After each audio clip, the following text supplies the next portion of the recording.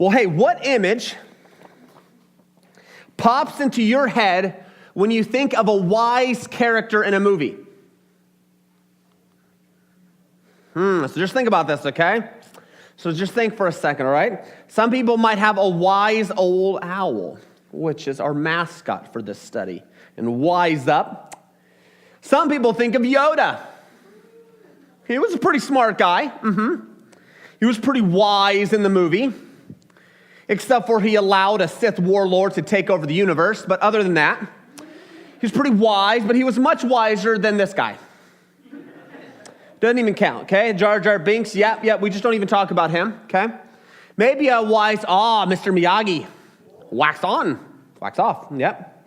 Okay, maybe we think of him. But, new information has come to light that maybe he was the real bully after all. For those that know, are familiar with that. Man, okay, he's wise maybe. This guy, no, probably not. No, I think we can mostly agree he doesn't even deserve to be on the screen. Okay, we'll keep moving. Professor Dumbledore, Harry Potter. He was all right. Spoiler alert, I think he lost though, but he was pretty smart.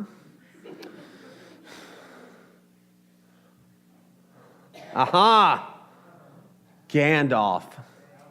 That's real wisdom right there. So when I think of wisdom, this is who I generally think of as Gandalf. But each of us has our own idea of what wisdom looks like. Some of us use beards to mark wisdom. The bigger and more epic the beard, clearly the more wise you are. Some people consider old age to be a mark of wisdom or not. Maybe some people are really skilled at a certain kind of work, and you go to them because they are wise in a specific skill. Some attach a level of mystery to wisdom. Like Yoda, you couldn't even understand half of what he was saying, so he must have been wise. Okay? Or the ability to speak in riddles and confuse. Like wax on, wax off. What does that have to do with anything? Nothing. He just wanted free labor on his car. But what does the Bible say about wisdom? One of the first detailed explanation of wisdom is in connection to the workers that designed the tabernacle, which was the place of worship before Israel had built the temple. It was said of this in Exodus chapter 35, verse 30 through 33.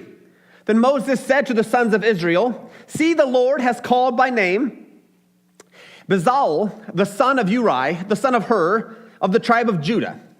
And he has filled him with the Spirit of God in wisdom, in understanding, and in knowledge, and in all craftsmanship, to make designs for working in gold, and in silver, and in bronze, and in cutting of stones for setting, and in the carving of wood, so as to perform in every inventive work." So this guy was considered wise in the ways of understanding, knowledge in regards to craftsmanship. Specifically so where God had seemed to bless him in wisdom. He had understanding and knowledge with gold work and silver. Over the next 18 weeks or so, we will be exploring the book of Proverbs, the pinnacle of wisdom literature in all the world, written by the wisest man to have ever lived, King Solomon, to his son. Solomon expounds on the concept of living wisely and seeking wisdom. And from what I've been able to see in the book of Proverbs, he says this about wisdom: that wisdom is not based in knowledge of the world, but on spiritual truth. Wisdom is not just head knowledge, but transformational truth that transforms the individual. Wisdom is not just knowledge in classroom discussions, but wisdom is this: demonstrating internalized spiritual truth.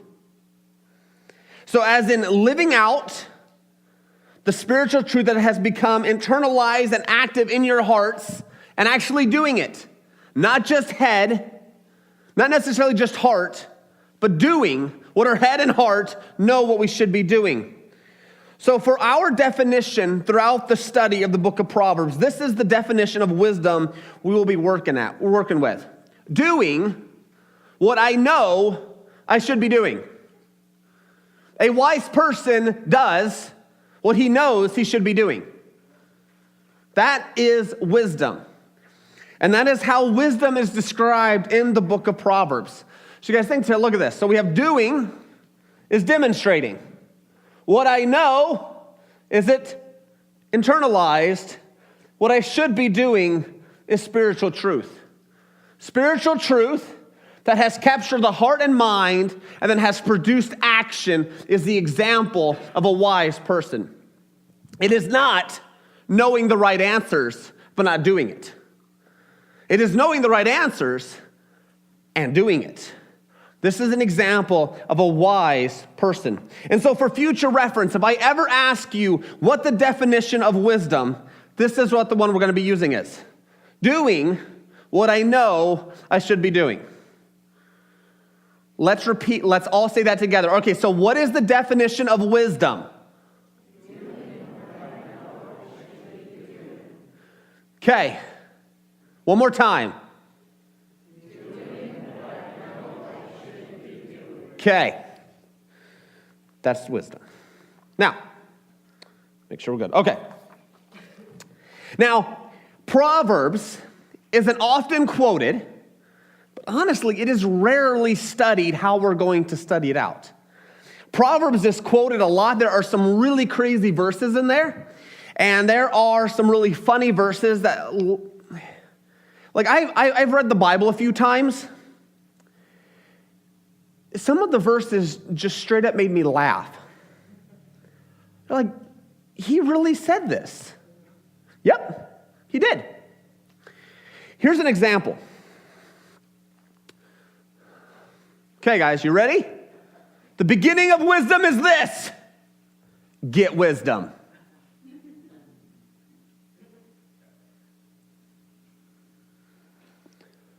What?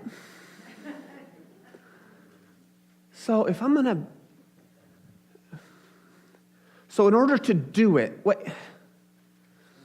in order to be wise, I got to get wise. But how do I ever be, so if I can't get what? Oh boy. Yeah. You're like this, okay. Huh. I'm not wise. That's pretty much what this verse taught me. I got nothing. That's pretty much what it does. There's some verses that you'll come across and you're just going to be flat out stumped. I have no idea what this means. I have no understanding of how I'm supposed to get wise and be wise. The first step in being wise is to get there. Got it. Okay, we're good. Sermon over. It's just like, whoa. And so this book will challenge our understanding. It's gonna shape us. There'll be some parts where we're gonna laugh or we're going to read it and it's gonna make us laugh. And there are other times you're gonna read it and it literally feels like the writer grabs you by the shirt and then bops you on the nose. You're like, man, that's a little harsh, don't you think? He's like, yeah. Do it. Oh, okay. It's going to beat us up a little bit. This is good. This is what it's supposed to do. So studying this in bulk is going to stretch us. It is going to help us wrestle with some things. And at times, you will read it and you will come across it and you will have one conclusion that you will say about yourself. I'm an idiot. I am a fool. God, I am a fool.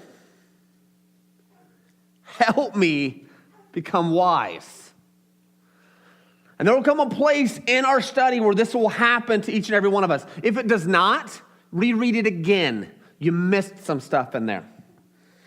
Now, what you guys have here in your bulletins was a sheet called the Proverbs Study Sheet Guide. I just started adding words to it, okay? So what this is some guidelines, because if you flip over the side, it has a bunch of lines on it. So this study is going to last about 18 weeks or so. This is going to last us through the summer. And we're going to try to do our best to summarize and bring together the major topics of Proverbs and help our overall understanding of wisdom. Now, I have a goal for you. So each month is about 30-ish days. Okay? Ish, because some days are 31. Some months are 31 days, okay? And so my goal is this. Some of you are like, I don't know what to read in the Bible. You keep saying, hey, read the Bible some. Read the Bible. I don't even know where to start. Well, here, I'll help you. May 1st, read Proverbs chapter 1. May 2nd, read Proverbs chapter 2. May 3rd, read Proverbs chapter. May 4th, read Proverbs chapter. We're got this, okay? If you want to read ahead, you can, but the goal is for your own purpose and your own sake, read Proverbs through. Because the way Proverbs is written, we can't park in too many places. Because the writer will talk about one topic and then won't touch on that topic again for a few chapters. And so if you read it along with me, it'll help all of our understanding to go. So the goal is by the end of the summer, we've read Proverbs at least 3 times. Now to help us with this, flip it over to the guide sheet guide thing, okay? This is a list of guidelines that will help you understand the book of Proverbs. Because like I said, it can be a little confusing. So the first point, the first consideration we have to make here, as we read it, we have to see the book as a collection of collections of wisdom material. I think I added one extra of collections there, but you guys get the idea. Look at begin. See, each one starts at the first book collection of collections is chapter 1, verse 1. Another one starts in chapter 10, verse 1. Another one starts at 22, verse 17. Another one starts at 24, 23. Another one starts at 25, 1. Another one starts at 31. Another one starts at 31, 1. Because the book of Proverbs is a collection of what people have collected. So the majority of the book is written by King Solomon to his son, but there are other places that they don't quite know if it's King Solomon or is it another king that was added to this. And so that's it. So when you read it, remember that, hey, if it sounds a little different, it might be because it's actually in a different book. All right, another one here is recognize the different forms of literature.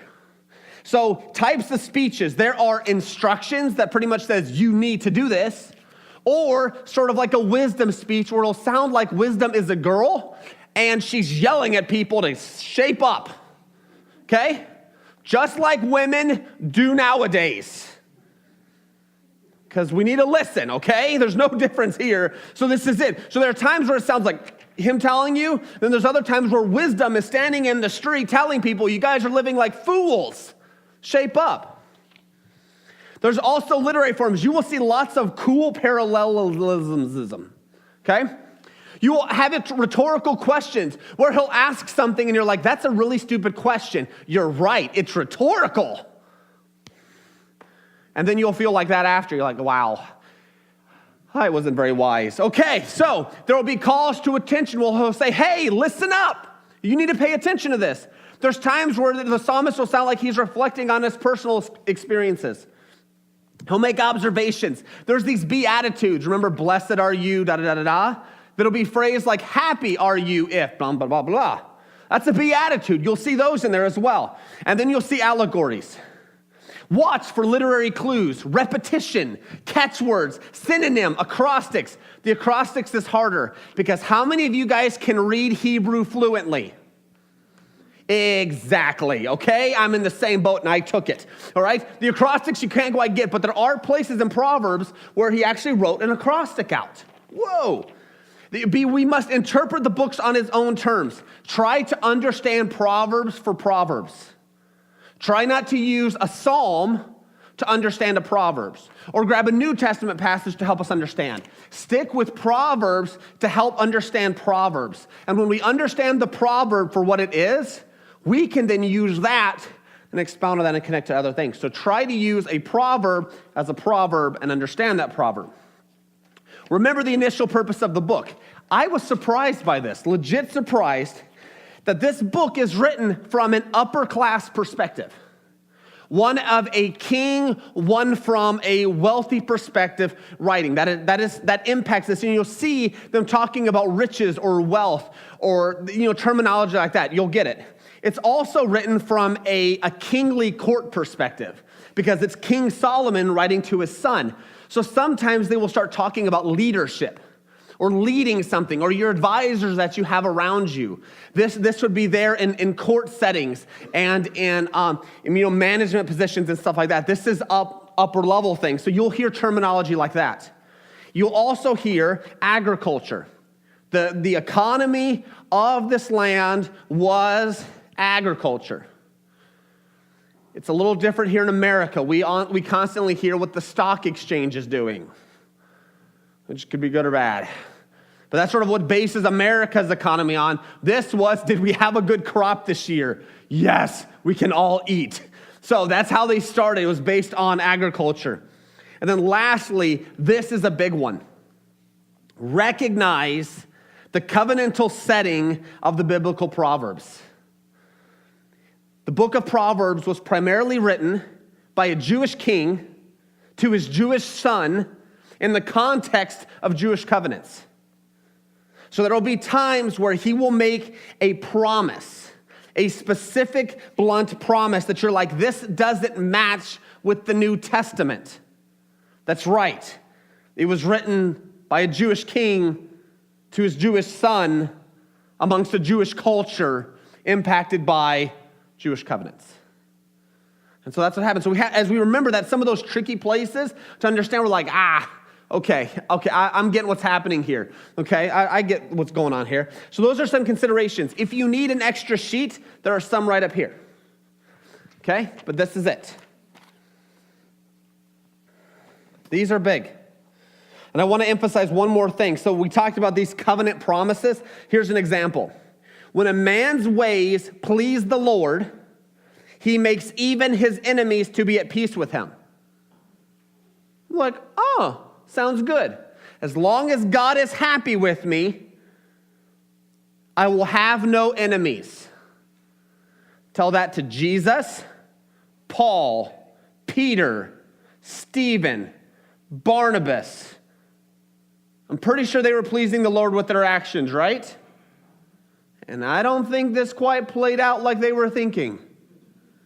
So we've got to be honest, this was a covenant promise where he was using, and if you guys remember the promise to Abraham, I will bless those who bless you, and I will persecute those who persecute you. So as they walked in obedience to the Lord, God would bless them and bless the others around him. And we see that all throughout the history, that when Israel obeyed the Lord, nations left them alone. But what happened when Israel disobeyed? They were attacked constantly by neighboring enemies. That was God's promise. And so that is an Old Testament covenantal proverb that applies directly from a Jewish king to his Jewish son. Hey, if you're walking with the Lord, your people will follow you and they will walk with the Lord. And guess what? Your enemies will leave you alone. It didn't quite play out like that, but that was it. So those are the examples of a covenantal promise. So for the rest of our time here this morning, we're going to break down this definition of wisdom, which is doing what I know I should be doing. Repeat it after me. What I know I should be doing. Good. All right. So this first thing we're going to see is how the first point is we're going to break down is should be doing. Now, you guys can be ready to follow me in the book of Proverbs. Okay, we're going to be in a few passages here. And so we're going to be flying through here because this is a synopsis, this is a summary of what we're doing. All right, Proverbs chapter 1, verse 7. We start seeing this. The fear of the Lord is the beginning of knowledge. Fools despise wisdom and instruction. There is this idea right off the bat that knowledge and wisdom is directly attached to spiritual truth, one's spiritual relationship with the Lord. Fearing the Lord is the beginning of knowledge. Also in Proverbs chapter 15, verse 33, we see this. The fear of the Lord is instruction in wisdom, and humility comes before honor. The fear of the Lord is, so just take that to itself, one's reverence before the Lord is one's instruction in wisdom. So how does one get instruction in wisdom? Fear the Lord. That is a spiritual truth. So that is how one begins to learn what they should be doing, begins with fearing the Lord. In Proverbs chapter 2, verses 6 through 8, we see this. For the Lord gives wisdom. From his mouth come knowledge and understanding. He stores up sound wisdom for the upright. He is a shield to those who walk in integrity, guarding the paths of justice and watching over the way of his saints. And that's in Proverbs 2, verse 6. For the Lord gives wisdom. Wisdom is from the Lord. We also see that wisdom is directly attached to righteous living. If you remember in verse 7, I said, he stores up sound wisdom for the upright. Upright is one walking righteously. God, it says in the book of Proverbs that God stores up sound wisdom for that person who is walking righteous. And righteous is spiritual truth. It is from living and knowing what the Lord says in the Bible. And so there's that. Also, you see in Proverbs chapter 9, verse 9, it says, give instruction to a wise man, and he will be still wiser. Teach a righteous man, and he will increase in learning. And so righteousness is not just mind, righteousness is right action. So wisdom has a direct connection with one who is living righteously, and that is based on spiritual truth. See, we must, as we start reading Proverbs together, as we start studying it, we must remember that wisdom begins with spiritual truth. Wisdom originates from the Lord, and it is given from the Lord. And so this is why throughout Proverbs, you will see a theme like this. In Proverbs chapter 3, verse 7. It says, be not wise in your own eyes, fear the Lord, and turn away from evil. Do not be wise in your own eyes, but fear the Lord and turn away from evil. Righteousness, or wisdom, is directly connected to knowing what you should be doing. Now, how does information get stuck in your brain? Have you wondered that? Why you remember certain music lyrics and not others? I mean, it is fascinating where I have not heard some of those songs I listened to when I was 13 years old, and I still know them word for word. And I really wish that I didn't know those songs I listened to when I was 13 word for word. You know what I'm saying? You're like, why do I know this? This is terrible. Why does that get stuck in your head and not something recently? Some of you in community group, myself included, can't even remember what we just learned about the Sunday before. You can ask Alec, who leads our community group. He asked the question, I'm like, I don't even know what I studied last week. And he reminds me, and I'm like, oh yeah, thank you. So it happens. Why can't I remember that? But I can remember those words from Backstreet Boys and NSYNC and that other weird stuff. Stop laughing. Don't judge me. Okay, so why does that get stuck in your head?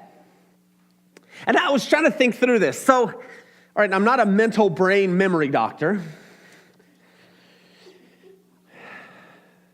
But this is what I concluded, okay? So, and it's probably this way for you. And if all of us remember when we were growing up, around the age of 13, etc., it was a very different time in our life, right? Our parents knew nothing. We knew everything. I don't know what happened to their brain skills, but it definitely decreased, and mine became huge. At the age of 13, I became wise in my own eyes. And, your emotions are all over the place because, you're puberty and everything's changing. And we invest ourselves into what really understands us. And music. Those musicians really understood us as people. Didn't they? Yeah, really understood us. Those guys we never knew in our life. But we thought they did. because we were putting so much emphasis on that. And I really think that if there's certain times in our life where we learn more when we are more emotionally sensitive to the topic. So if something happens in your life that's a trauma of some kind, that's pretty dramatic, it's a pretty big change in your life, that we seem to remember that a lot more than other times. So like our marriage and stuff like that, we remember certain periods in our relationship better than others. And oftentimes they are directly attached to bad things that have happened. Or birth of a child. It's a big news. We become emotionally open and vulnerable to truth during that time.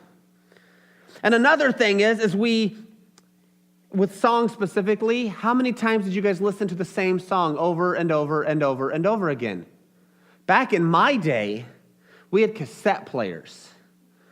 And in order to listen to a song, you had to wait by the radio. Because you knew it hadn't played this hour yet. And as soon as you heard the song, you had to hit record right away. And you recorded the song, and then you got it, and now you had it. And you repeatedly listened to that song over and over and over and over again. The song never started at the right word because, well, you needed to hear the song first. Minor details. Then they came up with CDs and your guys' iPod junk, and that's, you guys aren't even living. But that's what happened, is repetitive learning, listening to something over and over and over again brings something to heart and brings something to mind. The same process is actually seen throughout Proverbs. It is why we never see the same topic mentioned all at once. He spreads it out repeatedly through the book. He talks about adultery in multiple places through the book. He talks about how we should speak multiple places through the book. Because we learn that way. We learn that way. If we spent all the topic in just chapter 1, by the time we got to chapter 3, we have no idea what we read in chapter 1. But if it's being constantly put into our minds and we're constantly reminded, it's repetitive. And it's why I said, do not be wise in your own eyes, fear the Lord. It is in multiple places throughout the book because the writer of Proverbs wants his son, when he reads this, not to just see it and forget about it, but to see it, and then to see it, and then to see it again, and then to see it again. And when times become stressful, when his advisor turns his back on him, when he's emotionally vulnerable during that time, he will go back to the writing that his father gave him and look and say, this is where I messed up. I didn't get the right advisor. Now I will. Now he's sensitive, and now that information solidifies it into your heart. It takes us blowing it, I think, oftentimes for us to learn. Husbands, you ever blow it a few times with your wife, and finally after number 20, 21 time, you get it? That's what happens. All husbands are like, I ain't answering that. Okay, I get it. Okay, you guys don't have to. But this is what happens. And so we also see some other things attached to the book of Proverbs besides repetition. Is in Proverbs, so this is the second point as I get ahead. So this is as one knows, okay? This is as one internalizes it. But Proverbs 3 verse 7 says this, do not be wise in your own eyes, fear the Lord, and turn away from evil. Be not wise in your own eyes. So recognize, I don't know wisdom.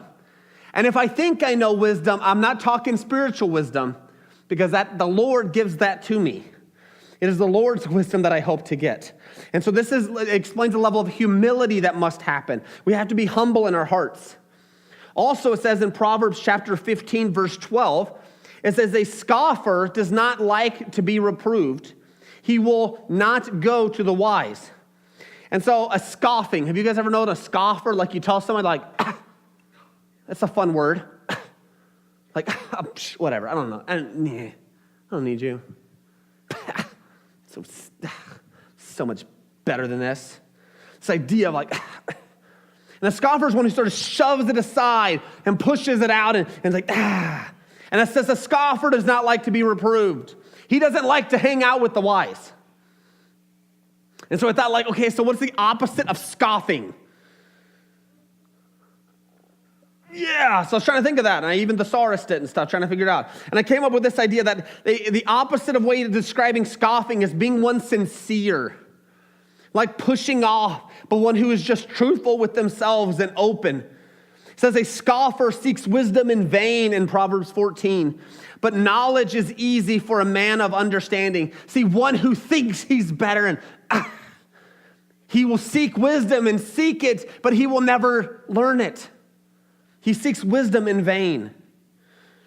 Proverbs chapter 1, verse 5 through 6 says this: let the wise hear and increase in learning, and the one who understands obtain guidance.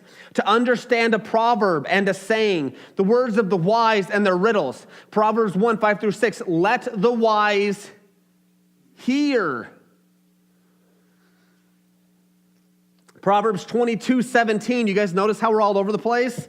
It's how this book is written.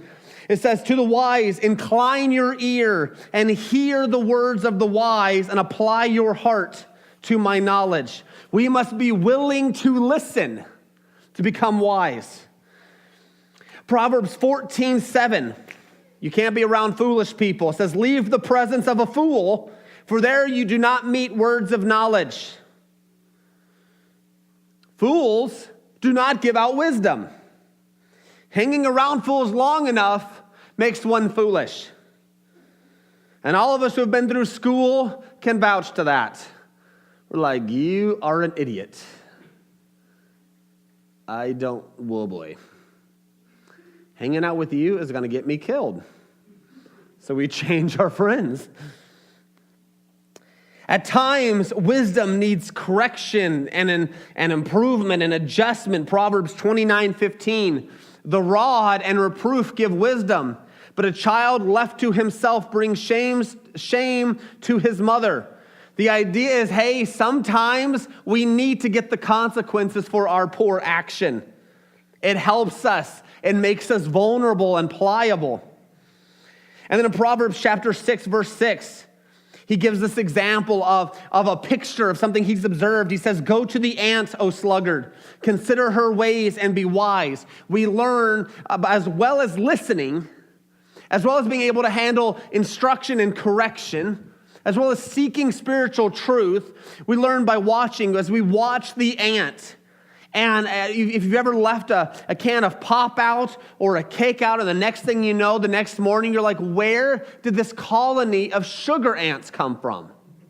And you pick up the one crumb, and it's done, and they disappear, waiting for the next crumb to crumble. You know, you're like, where do these guys come from? They work tirelessly. They like crawl over the body of their dead friends to get to the syrup you left out. They are determined little boogers who deserve to die. So we got to watch as well. And this last thing, so we know first we have to internalize spiritual truth. Now, this way of doing, oftentimes wisdom is considered just head. You got to be wise in your head. You're smart, intelligent. But the proverbist, Solomon does not say that. A wise person actually does what he's supposed to know. Proverbs 23:19. It says, hear, my son, and be wise, and you direct your heart in the way. You, to be wise, must direct your heart towards wisdom. He says in Proverbs chapter 2, verse 1, my son, if you receive my words and treasure up my commandments with you, making your ear attentive to wisdom and inclining your heart to understanding. You see how there's an effort by the person in order to do. Yes, if you call out for insight and raise your voice for understanding, if you seek it like silver and search for it as for hidden treasures, then you will understand the fear of the Lord and find the knowledge of God. We must seek out wisdom. The beginning of wisdom is this: get wisdom. Start seeking it. Start seeking wisdom by hearing, treasuring, listening, paying attention, calling out to the Lord for insight, and raising your voice for understanding. We also must revere the Lord. We must live humbly before him. It says Proverbs 9, verse 10, the fear of the Lord is the beginning of wisdom, and the knowledge of the Holy One is insight. Proverbs 9:10. Proverbs 13:20 says, whoever walks with the wise become wise, but the companion of fools will suffer harm. So this is important as well. We must walk with other people seeking wisdom. You know why the church is the best place to learn spiritual wisdom? Because in theory, we are all seeking to become spiritually wise. And we can walk with each other. That's why community groups and your guys' classes are so important. It puts us in connection with people who are doing the same thing. And the rest of Proverbs, which will be quite a few weeks, and as you'll see, a lot of other topics, we must choose to live wisely in numerous categories and numerous areas. And then we repeat. So we must direct our hearts, seek it out, revere the Lord, walk with the wise, live life wisely, and repeat. So what is wisdom? It's doing what I know I should be doing.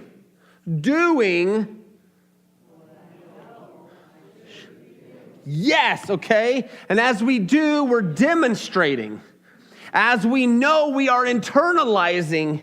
And as we should be doing, we are capturing spiritual truth and beginning to apply it. And this will be